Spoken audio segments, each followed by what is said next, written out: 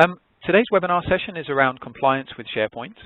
Myself, Andrew from K2, and my colleague Roger from Adlib are going to take you through a bit of a deeper understanding as to what this really means. Roger, hi there. Good morning, Andrew, and thanks for everyone for joining us today. Excellent. Today we've got an agenda for you guys. We've got, to start off with, we're kind of doing the welcome and introductions, so welcome. Then Roger from Adlib is going to take us through what compliance in regulated industries really means. Going to talk to you a lot about content transformation and how Adlib can help you with that, and take you through a good few customer stories to pull that all into context. Following up on that, I'm going to do a session on sort of the challenges around enforcing compliance and also how we can bring process automation into the picture as well and use that to help us with our compliance requirements. And then we're going to end up with a nice demonstration where we'll actually take you through a good scenario which shows you compliance in action and really solidifies some of the key talking points which we'll go through today. At the end, we've got a Q&A session. It's always challenging with this many people on a call to take live Q&A. So what we do is we'll collect your questions. There's a chat panel you'll see in your WebEx screen. If you type your questions through there, once we get to the Q&A section at the end, then we'll answer those through that session. If there are any that we don't manage to get to through the Q&A session, then we'll certainly follow up with you in a private email afterwards. Right, with that said, I'd like to hand over to Roger for you to get us started. Perfect. Thanks very much, Andrew. And once again, welcome to everybody to this WebEx around compliance within SharePoint. And really, we're going to start by just looking at compliance and regulated industries overall and just getting sort of an understanding of what the topic is all about. So, oftentimes when we look at compliance, people jump very quickly to the notion of regulated industries and very specific concerns thereof. So certainly, when we look at what our clients are doing with documents and within SharePoint, they're obviously trying to achieve goals under things like Basel II and ISO standards and DOMIA. But the reality is that compliance really is everywhere. And when we look beyond the sort of alphabet soup of acronyms, there's an awful lot of scenarios where we find compliance-related issues across industry and across document types. So, things like, for example, life sciences. There are some obvious ones where you might be looking at submission-ready PDFs for the FDA and other governing bodies. But there's also a lot of need to be compliant simply in terms of sharing information effectively. And being able to facilitate those kind of discussions. When we look at something like financial services, there's obviously Basel concerns, but even when we look at their more basic day-to-day operations, the preparation of board books or preparing electronic statements for customers, there are subtler compliance requirements simply from a branding or basic legal perspective. So we see that this notion of being compliant is not just about achieving some sort of regulatory objective, although certainly that comes into play. It really is about achieving a set of business goals that allow you to discuss matters with different individuals and third parties in a way that is efficient and clear and sort of trouble-free. So, when we look at what our customers use our technologies to achieve, it's both those regulated specific targets, but it's often just as, in fact, just as much, if not more, around, like I say, those basic, branding requirements, et cetera. I was dealing with a customer the other day, and they had sent a fax over, or an email rather, and the footer in their document had the wrong phone number for the company. So it was a simple example where there's no legal requirement to have the correct phone number. There's just an obvious business necessity, and that's the kind of compliance that we often overlook, perhaps. So we want to look more broadly at what compliance is all about and how we can solve it. So in that regard, oftentimes we think about SharePoint or ECM type tools and how they might solve compliance for us. But I think the reality is that while they offer some best practices and tools around, document creation, change management, indexing, retrieval, even things like taxonomy and such, but oftentimes they sort of forget that last mile. And that's really where we come in, is looking at the last mile dilemma, which is really around the document format from our perspective. So this is where things like PDF come into play. and really are essential to creating a successful solution. Ultimately, if you don't have sort of your processes and your documents in place, and that combination, you know, if your document isn't just perfect or prefect, or if there's little, you know, spelling mistakes and font substitutions, hopefully you caught those, you know, problems happen. And again, whether that's an incorrect phone number you've sent to your customers, or whether that's a regulatory body, you know, you're submitting fines and charges, there are problems that you will have to bear. So we're really going to look at ways that you can enhance SharePoint, and loosely we're going to go through 4 different sort of topical or categorical areas. The first one is all around content transformation, but we're also going to dig deeper and look at sort of document details. And then I'll be passing it over to Andrew, who's going to look more at the process automation side of things, as well as governance and control. So a lot of different sort of general areas, but you're going to see those 4 themes weaved throughout this presentation. So hopefully that will start to show you different ways that you can add to your SharePoint deployments. So the first area is around content transformation. So what exactly is content transformation? At its basic level, it really is converting input or raw documents into more standardized formats. So in the case where Adlib plays with our various customers, we often find that they'll have a variety of file types coming on the input. So obviously Office documents, but info path forms, CAD diagrams, TIFF, even PDFs that are, as you'll soon see, less than perfect, might need to be converted or standardized. They then get processed through an Adlib server where we do things like rendering, OCR, we add a lot of additional document enhancements, and again, we'll go through some of those throughout this presentation. But the ultimate goal is to create an output file type that is appropriate for the specific use case. Oftentimes we look at PDF as being that standard, and it does meet a number of regulatory body requirements. But for other environments, you know, in some cases there are European regions where TIFF is the standard, and we can happily output to those various different formats. When we look at the notion of PDF standard, you know, often people kind of assume that, well, if I print to PDF, I'm good enough. You know, it's sort of a done deal. The problem is that standard is actually quite variable.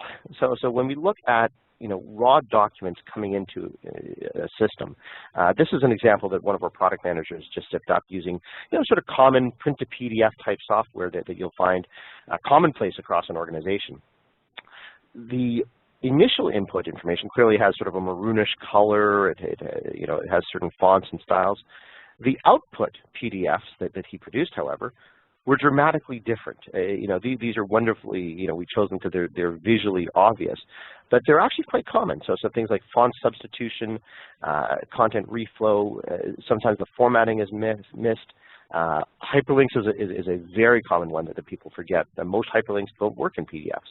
And really just the overall fidelity. You know, the bottom example of that brochure, clearly there's been a layering effect, and once you remove that sort of burgundy or maroon background, the entire font set disappears. So clearly, you know, these are examples where, you know, certainly they might have legal or regulatory ramifications, but strictly from a basic, you know, marketing branding perspective, they obviously don't meet the standard. The second aspect that we're going to look at is really this notion of a next-gen document. So I mentioned that Adlib adds a number of enhancements to documents. So depending on the particular scenario, sometimes the goal of compliance is to create a document that is 100% identical to the source. Other times, for compliance, you actually want the opposite.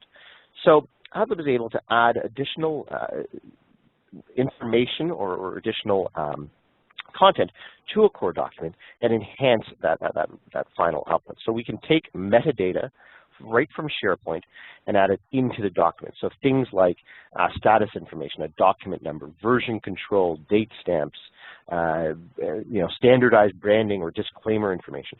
All that can be automatically extracted from a system and put in, forced into the final output. So if you have a requirement, for example, with manufacturing, you might require that your documents have a timestamp so you know when a certain procedure was developed.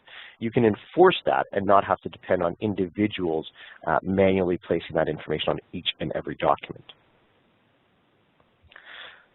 But really, transformation, we've looked at some of the more visible aspects of content transformation, and oftentimes, when we're working with clients, that's certainly where we start.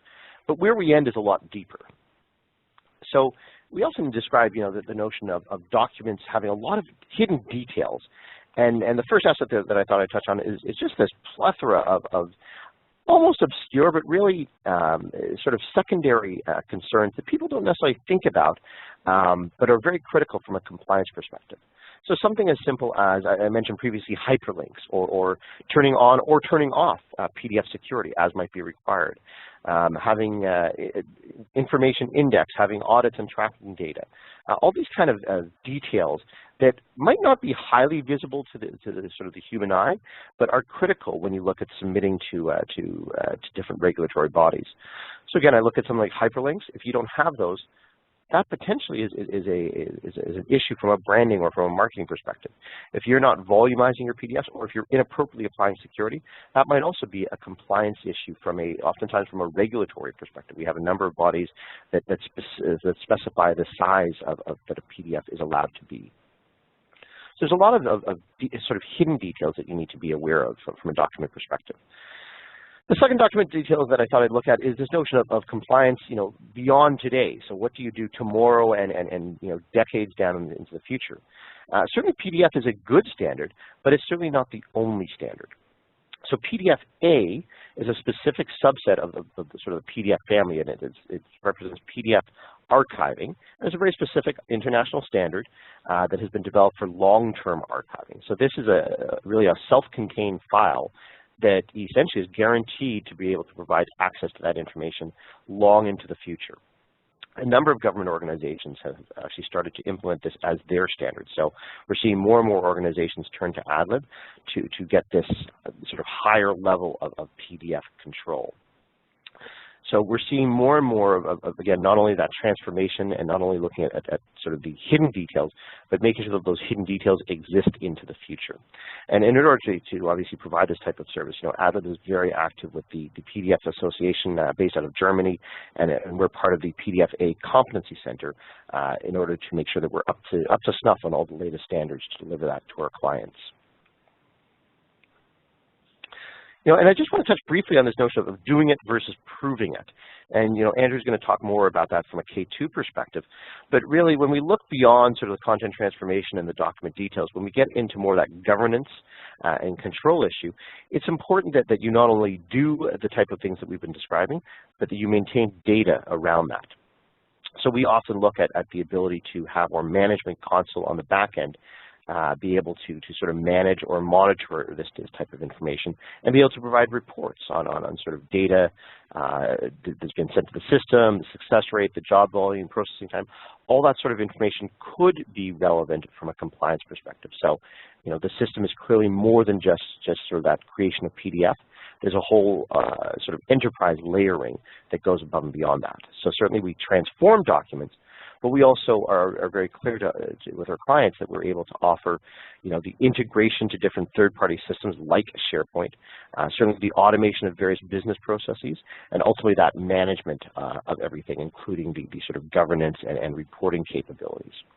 So when you put that all together, you have a very powerful story that again, helps compliance, not just from a regulatory perspective, but from a much broader view of things.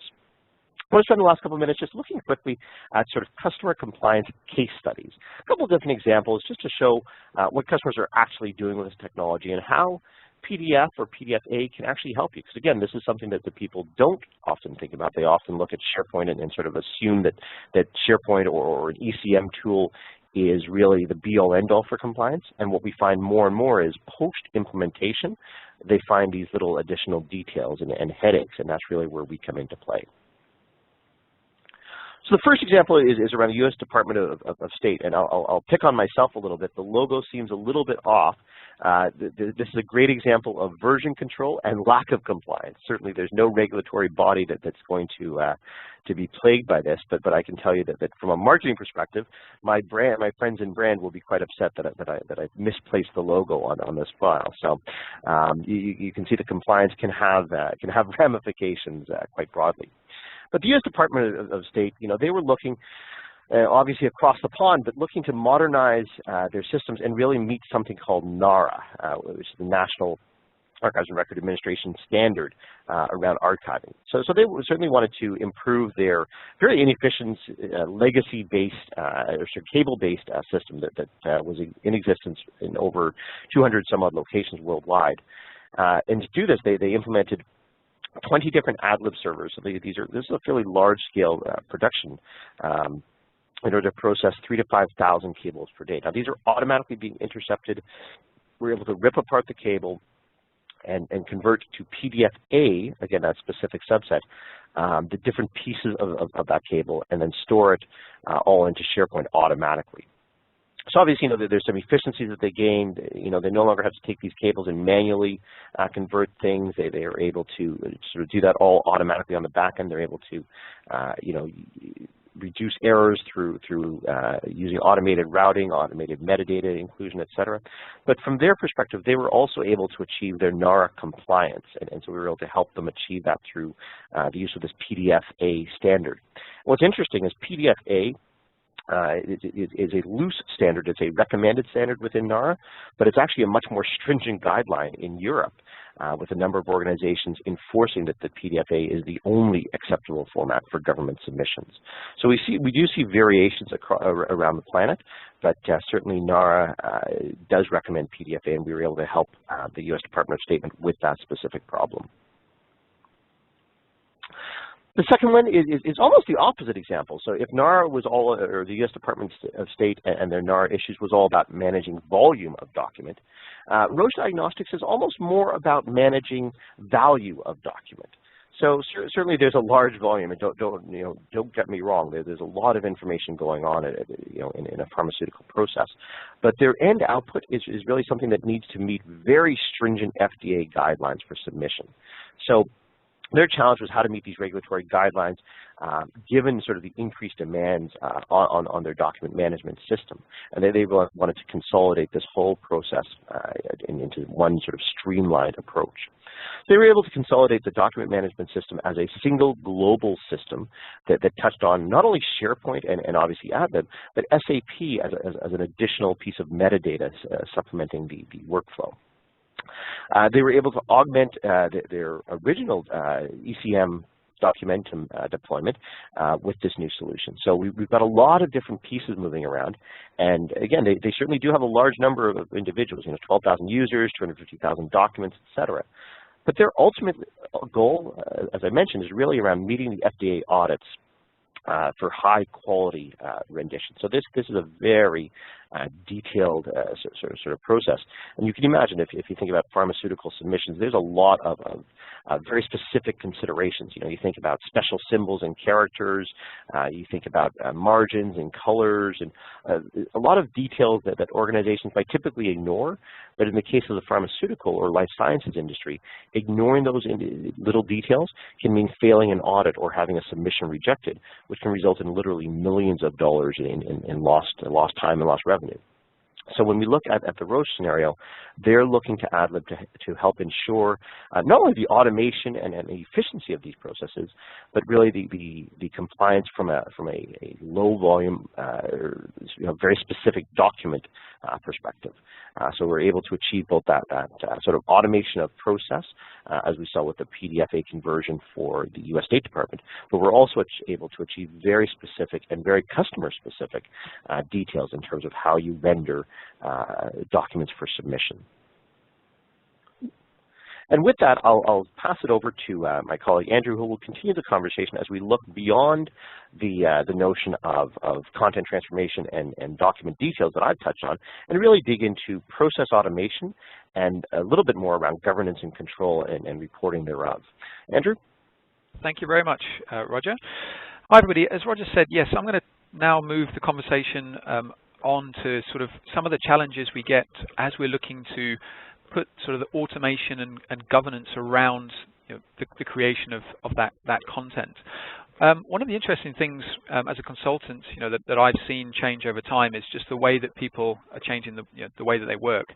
A lot of people still do have sort of filing systems and simple paper ledgers, but really people are moving away from that, or they're trying to move away from that.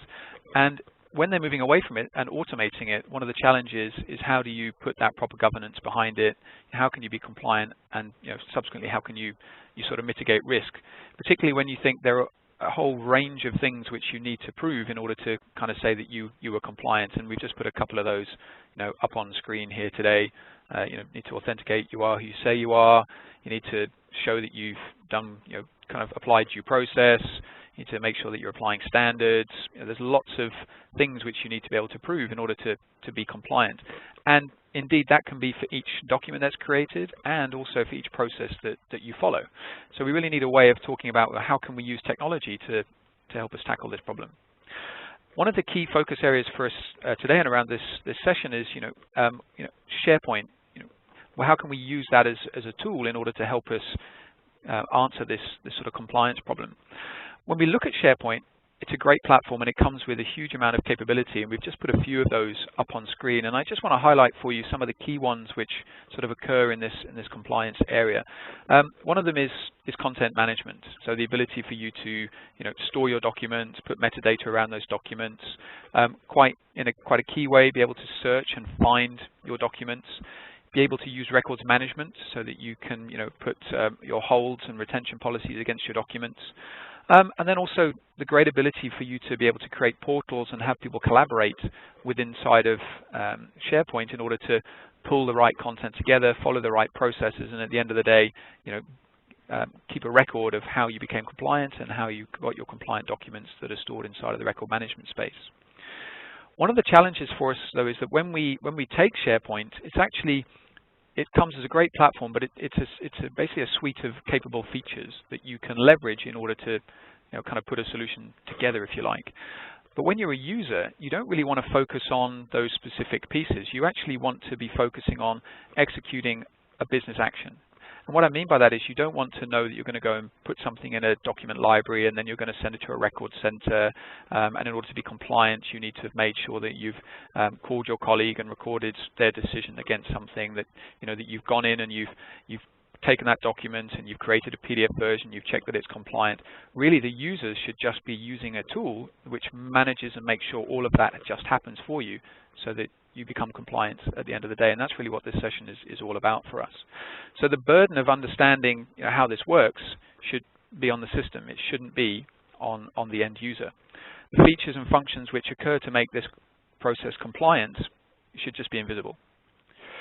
And therefore, the user and hopefully an organization at large can benefit not only from being compliant, but also from being consistent. So a consistent application of metadata, which makes it easier to search and organize your content. Consistent ability to specify where you're storing documents. So again, it's easier to find and search and locate. And the automatic allocation of retention policies that sit against that content as well. So we don't want to rely on users to go and configure these.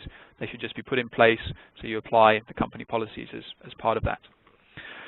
So in order to help us make that happen, what we can do is we can use tools like K2 and Adlib to actually create a wrapper around all of these features which create for you a business application.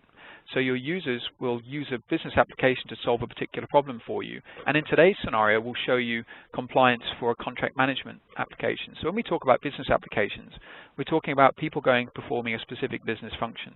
So for example, if I'm generating a contract, that can be an application, and that application can manage everything for me, from the collection of documents which are going to make up a contract, to the generation of contract itself, the creation of intelligent packs which collate all the information that has been pulled together to create that contract, process that sits behind it, auditing, reporting, putting documents in the right place. We can actually make that invisible to the user, and we'll show you that through the demo as we go on in a bit. Just a kind of a quick fact, because I'm K2, and hey, we've got some workflow behind the scenes. Just an interesting topic is workflow is actually kind of the #1 third-party plugin for SharePoint, because we need to go above and beyond what you get with SharePoint workflow kind of out of the box. And indeed, some stats, I'll let you read those. Lots of people over the next 2 years are looking to bring in workflow automation to help with their processes. But for me, the kind of core to this slide is, really why are they doing that? One, so they can increase visibility on who did what, when, and where. Hopefully to reduce costs. but for today's webinar, so that they can enforce consistency and compliance within inside of the organization. A very important topic, and Workflow can help you with that. I find this quite humorous because I'm still a bit guilty, even though I work for a workflow company, is what is the top workflow tool of today? Really, it's kind of Outlook, right? It's email. Everybody is receiving work requests from colleagues in email. We're replying to those work requests through email. We're attaching documents into emails and sending them around our organization and maybe even outside of our organization as well. And so we kind of use this and we get things done. But so far as a compliance situation goes, this is really inefficient and ineffectual for many reasons, which I'm sure are quite obvious to you. It's very difficult to track who did what, when, and where. You can't track versions of documents that are being sent out and around. You can't ensure that the right version is the last version. It's impossible to search and find all these documents that are out there in the wild. It's very difficult to contain and know what documents have been sent around as well. And it's very difficult to audit what's happened. So there's a lot of key things which make Outlook, although it's very easy to use, make it very bad when it comes to compliance. So what we want to do is we don't want to take away email as a way of working. We just want to take away a lot of the non-compliant aspects of that. I'm going to show that in a demo for you guys today. So, collaboration is key to decision making. But once you've collaborated, how do you capitalize on information? How can you show that you collaborated to produce a contract? How can you show what the users did and why they did that? How can you show what notes they took and conversations they've had? How can you show what information they had access to? How can you guarantee that they had access to the right information at the right time? So these are all things which you need to think about when you're thinking about compliance. And inside of a business application, you can take care of that for people. And once you've created, for example, your contract, you can go back and you can prove and you can show all of this content to people that are then verifying that you followed the right process and you've created the right contract. So what we really need to do is you need to create a single point of truth, not only for the document, but also for everything else that surrounds it. And when you combine K2, SharePoint, and Adlib, it gives you the great capability to do that. So what you can do is you can track your processes, you can track your documents, you can auto-generate documents and put them in a single place. And that gives us the ability to have a single point of truth for our documents and records, referenceable items. We can see who's actually worked on documents. We can see what tasks have been allocated and what decisions have been made. We can sort of see notes and comments and conversations that have been had. We can give access to structured data, so we can connect up and see what information we used in order to use inside our applications. So we might connect up to SQL, SAP, Oracle, it doesn't matter, so that people can have consistent data and that they can apply the correct information as they're making decisions. And then we can put process behind that. So we can actually say, well, we're going to have core process, which makes sure that we follow a compliant stream. And also we'll give people ad hoc processes which will help them carry out their work. So for example, you might just have a little process which says, hey, I need to ask my colleagues for help along the way, which you can use time and time again. Make sure people get given a structured task and a reminder to help you and record the decisions that were made against that. And then, of course, SharePoint gives us the great ability to search across that and indeed to report against that content and show us audits that we have and how we carried out our business application in order to get to our outcome. So a little checklist can ensure that you can help your business run smoothly and predictably.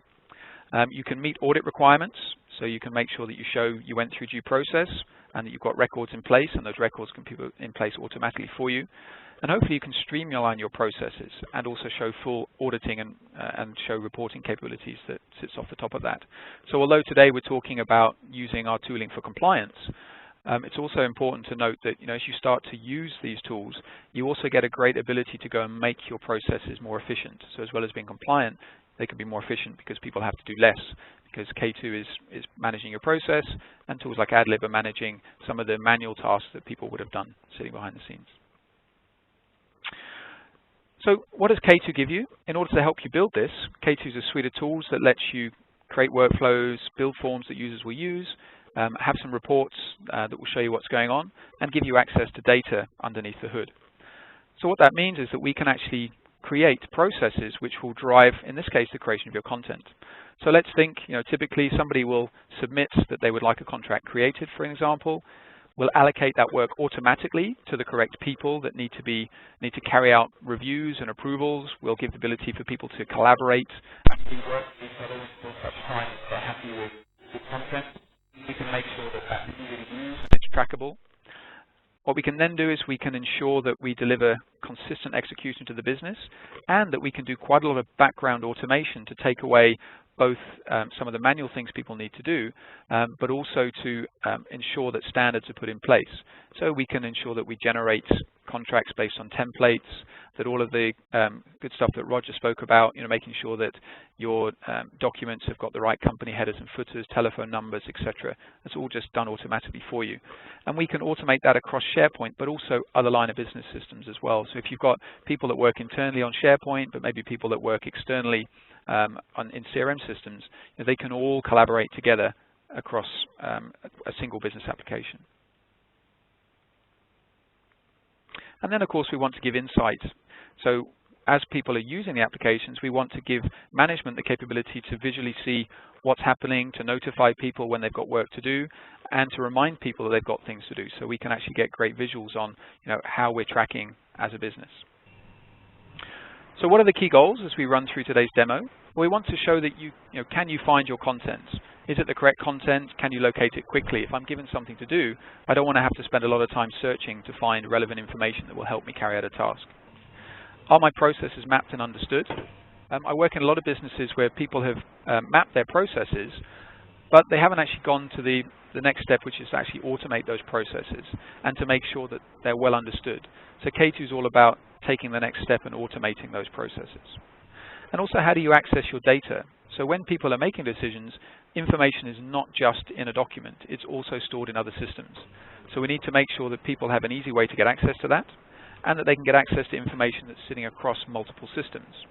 So with something like K2, you can actually go and connect up to other systems and give rich forms from multiple systems in a single place. So when I'm making that decision, I've got everything in one single place.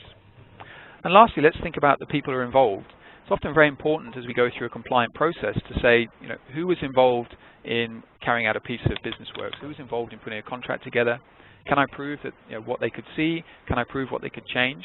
And can I actually structure what decisions they can make and record what the outcomes were of their decisions? So did they approve something? Did they send it for a second review, etc.? And quite often, what information did they have to hand to make that decision?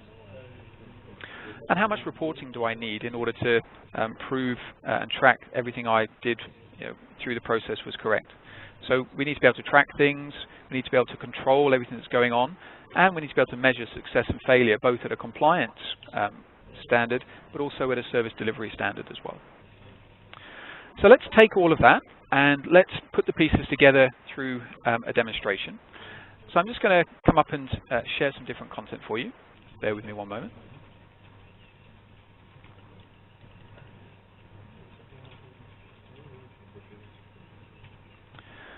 Okay, so in order to show this, I'm going to take you through a contracts management scenario. Imagine, if you will, that you're somebody inside of an organization and you're in charge of actually getting contracts out the door. So where we're taking this example from is where we've got to the point where we've probably gone through some negotiations and we've decided on what the price of a contract may be, and now we're actually going to go and formalize, create the contract that will then be signed by the involved parties, and then will be put away as a record so that we can prove how we came about a particular contract. Okay. In order to do that, we're going to be using SharePoint, K2, and Adlib. We're inside of a portal at the moment which is around contract management, and we've kept it simple on purpose so that we can show some key concepts here.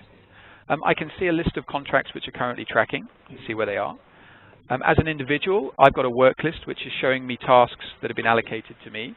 So rather than me having to rely on email, I can come in and have a structured work list so I can see what I need to do and when I need to go and do it. And we've also got a list of all of those current contract processes that are running, so I can get visibility on what's going on.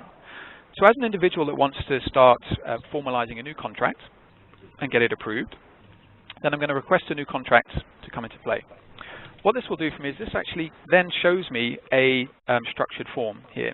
And what we're able to do here is to say, okay, well, you want to create a new contract, we can connect you up to your line of business systems to say, well, which project is this contract for?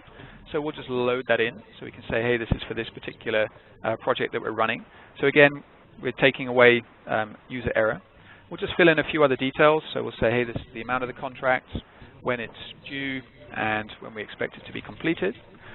And what I'm going to do now is to specify, well, who would I like to be involved as part of this contract management scenario?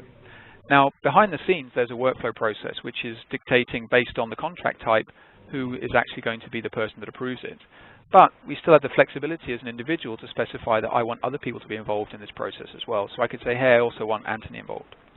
The next thing I'm going to do is to say, well, in order to create this contract, there's a lot of information that people have already been gathering and putting together in order to, that I need to review and use as part of this contract scenario. So if we just talk about how we bring content together. In this example here, I'm just going to upload some content that different teams have been working on from my file system. And Roger, I don't know if you just want to talk about the different types of content that we're going to be pulling together here. Yeah, absolutely. So in this example, we've somewhat intentionally chosen a fairly generic example of contract management that everybody can understand and appreciate. But in this particular example, we're looking at some basic standard Office documents as well as a quotation in Excel format. But we've also got a signature file in TIFF that you may have seen in that folder.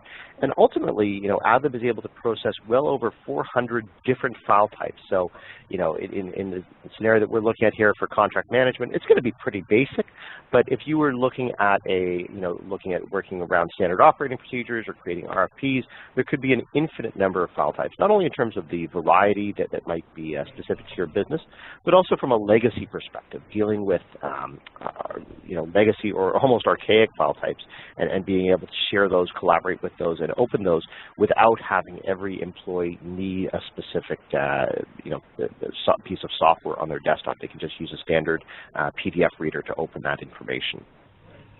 Perfect. Thanks, Roger. Okay, so what we've done is we've taken those and we've pulled those together, and by adding those all into this form, we've actually gone and started a workflow process behind the scenes. So here we can see that there's a new contract approval process, and we can see that it's currently being processed through. We can see the submission dates and details about the project name, so it's very visible as to what's going on. When I come down here and I want to take a look and see, against this what processes are currently running, then we can just track across and I can see, okay, we've got this new contract that's being submitted. I can see how long we've been waiting for this contract to be approved. And what I can also do, which is quite nice, is I can actually go and have a look at the underlying workflow process, which will show me exactly what's happening behind the scenes, and shows me, okay, what's happened so far is we've submitted that form, we've taken those attachments that were in the form, we've uploaded them into SharePoint. Adlib has then created me a draft contract, which we'll go and take a look at in a moment. And then we've uploaded that draft contract into SharePoint. And what we've done now is we're sitting in this review cycle. So we're waiting for this review to occur. Okay, so one of the other nice things we can do is somebody who's submitted a request, I can actually drop in and say, well, who have we given this task to? So we can go and see, okay, well, here are my participants, and I've got two. One is Holly, who got it automatically, and the other is Anthony. Remember, I selected that additional participant. The nice thing about this is you can see that we're auditing who's been involved in a process, and we're also going to audit decisions they've made. And this helps you with your compliance as you track through later on. Okay, so I'm going to leave this up here, and we'll come and take a look at it in a minute. And we're going to go in as Holly, who is in charge of actually initially reviewing these documents. Okay. Now, Holly's going to open up her own SharePoint site. And when we come in and I scroll down, we'll see that inside of Holly's work list, here's this new task that's been given to her. Okay. To open it up, I literally just click on that item. But it's also worth mentioning that inside of here, if I'm not going to deal with this today, I can also delegate this work to somebody else, but that will still be audited and recorded. What I want to do as Holly is I want to go and open up the contract. Okay, so here it goes. And we'll see inside of here we've got a similar form, which is being shown to me. But what we're doing is we're just giving a different look and feel on that form. So we're showing people all the relevant information that's inside of there, so we can see the department that they're in. We can see all that summary information that's coming from our line of business systems.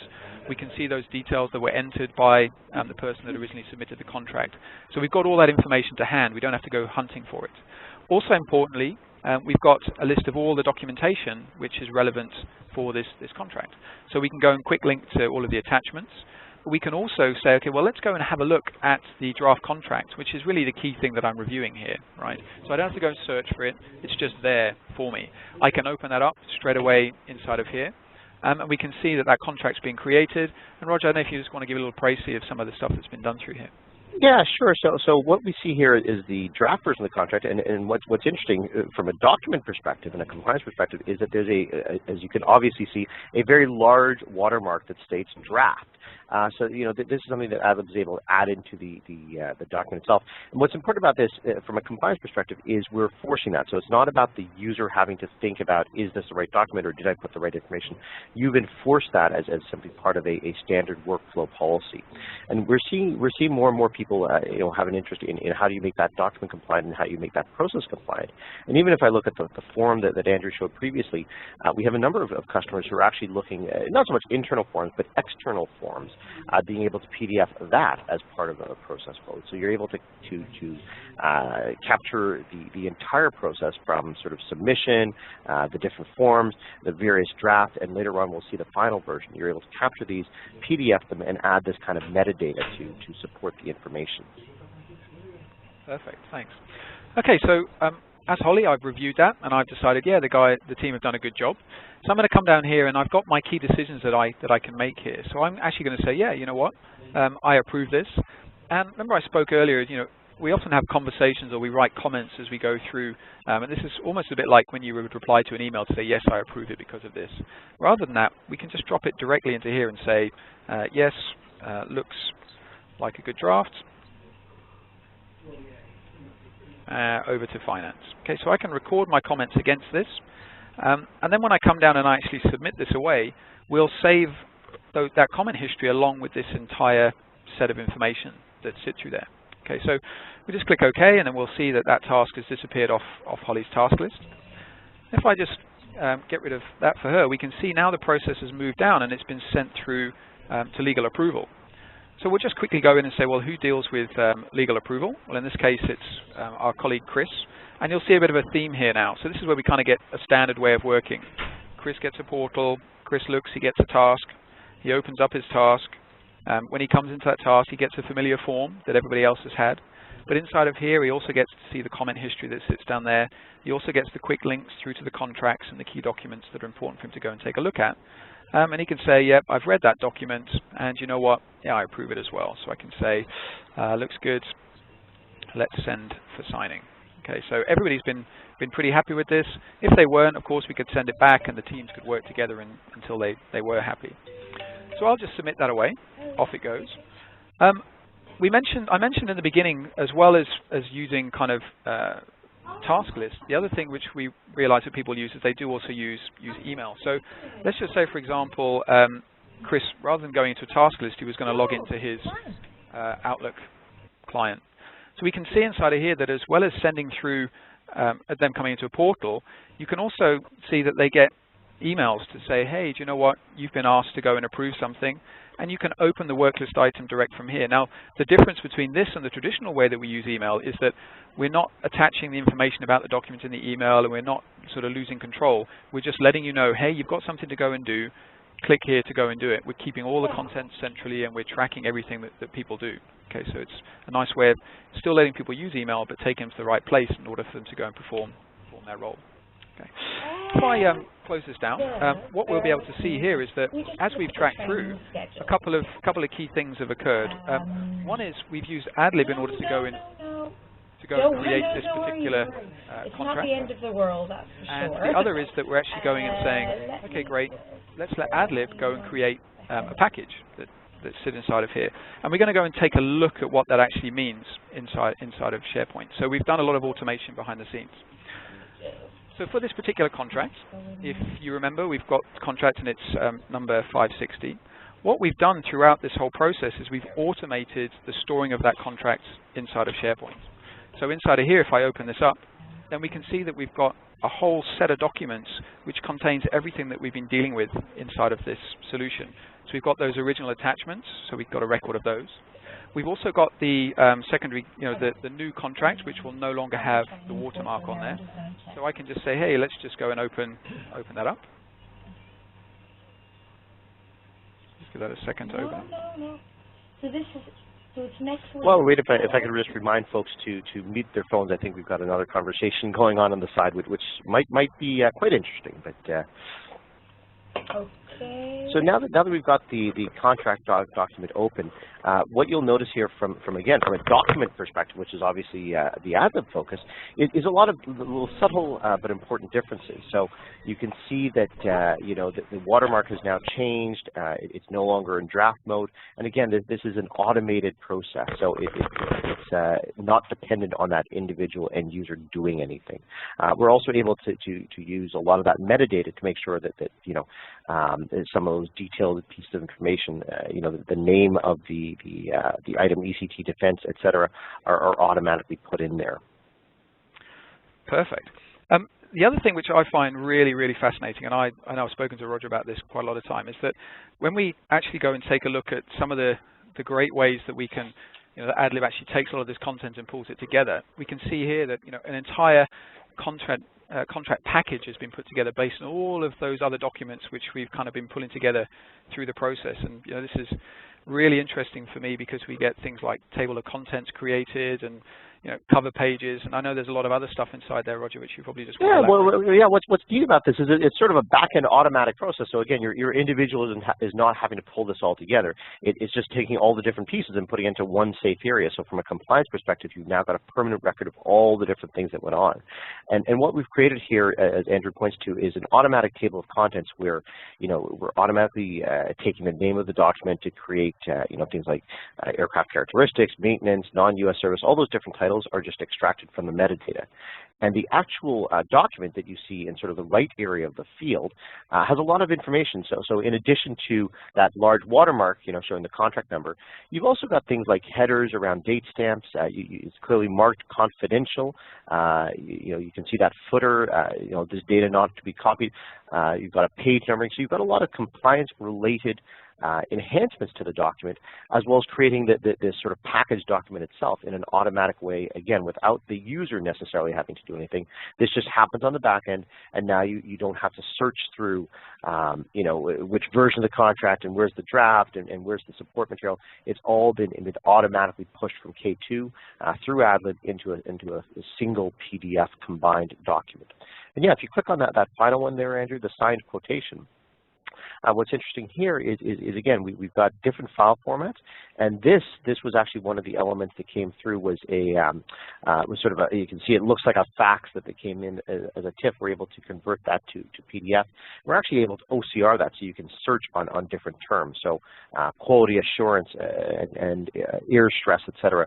You could now search for that within the document or within even your ECM system or SharePoint system, and you'll actually be able to find those specific words.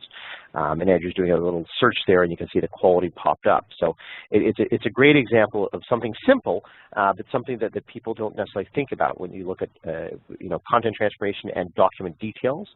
Is the document searchable? So it's one thing to have a TIFF that's converted over or a PDF that's converted over, but can you find anything? So that level of detail is the type of thing that we work with customers to help ensure that their systems are seamless.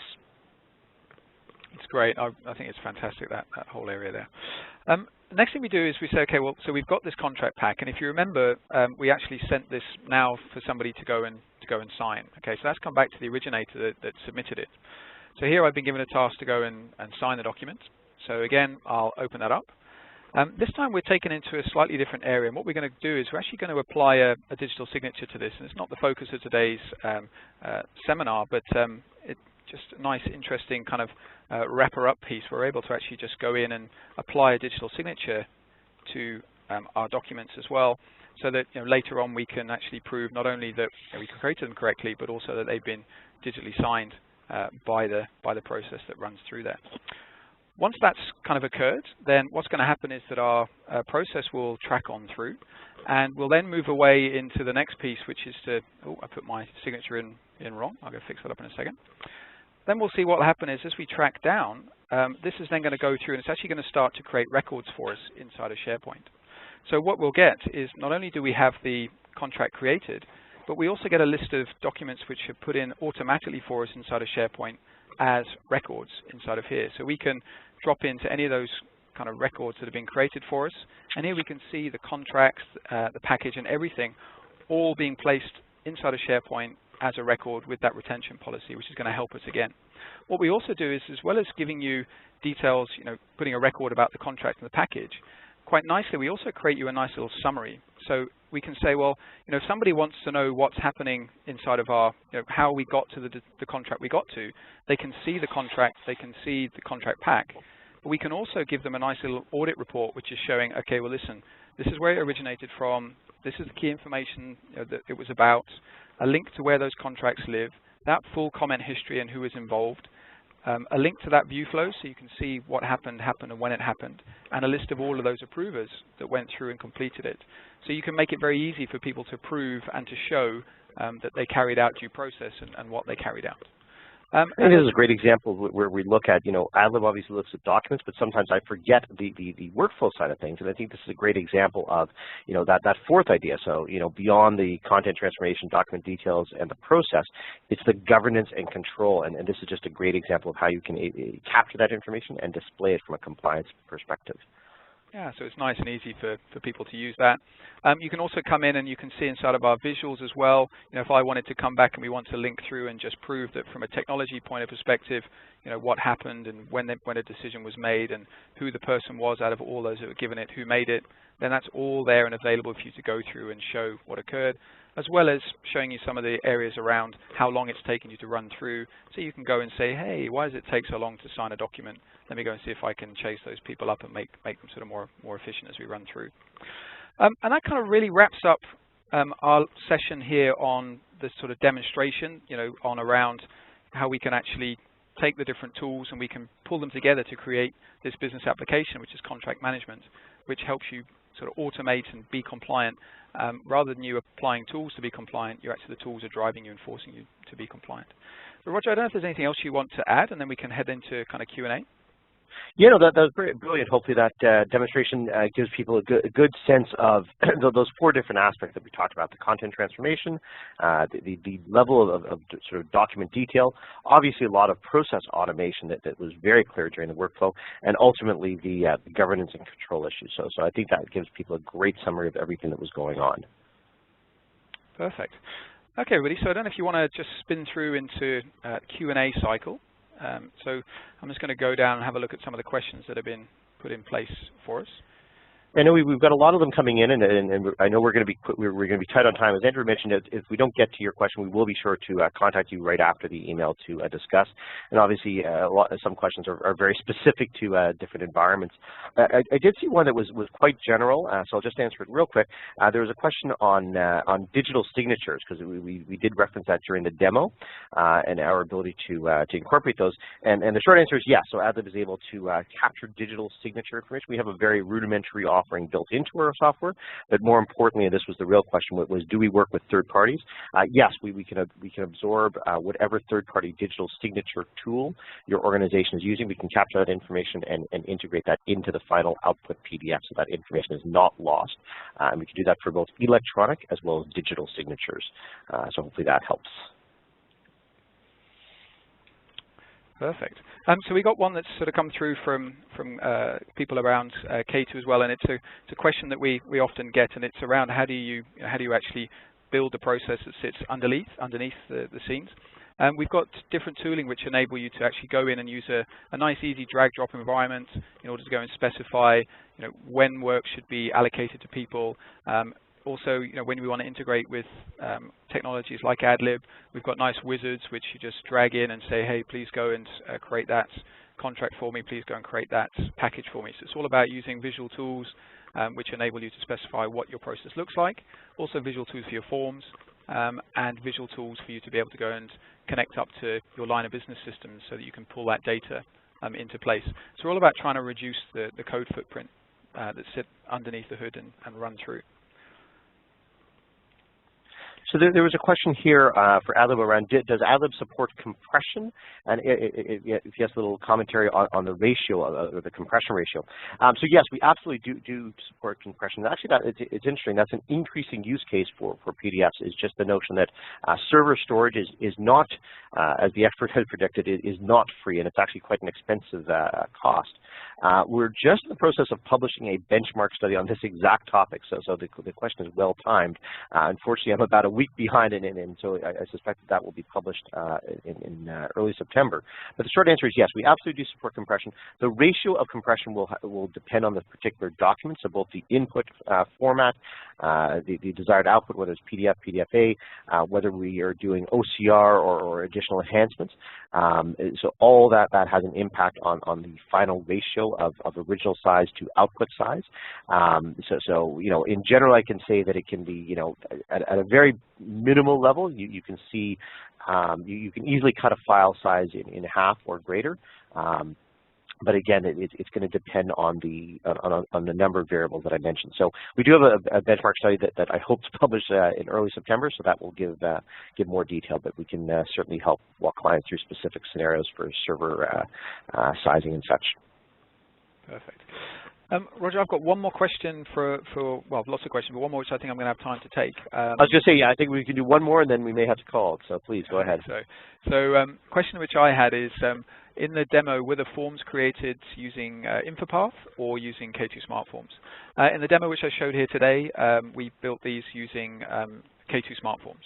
So as an example of K2 Smart Form, for those of you who are not sure what that is, it's a browser-based technology which enables you to quickly create web forms and then use those inside your application. So we use that, not InfoPath inside of here.